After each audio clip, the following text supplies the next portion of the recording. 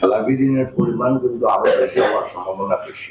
2,84,000 কোটি টাকা তো এখন আমরা বলতেছি গত মাসের হিসাব, এটা আরো বাড়ার সম্ভাবনাই বেশি।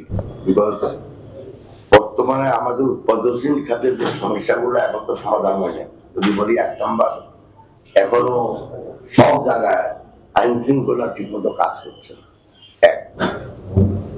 ব্যাংকের সমস্যা আছে, সেজন্য অনেকে এখন ঋণ পরিশোধ করতে পারতেছে না বিভিন্ন কারণ।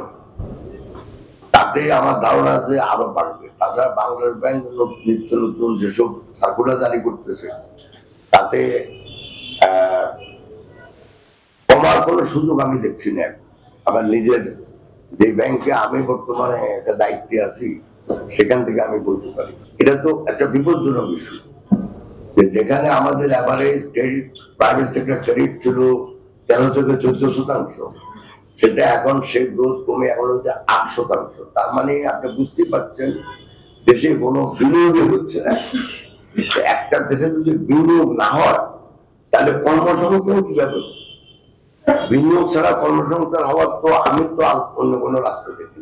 ক্রেডিট গ্রোথ যে কমে গেছে, এটা কিন্তু একটা বিপদ সংকেত ধরতে পারে না ভবিষ্যতের জন্য। আর এটা খুব তাড়াতাড়ি বাড়বে বলে আমার কাছে মনে হয় না ব্যাংকিং সেক্টরের অবস্থাতে।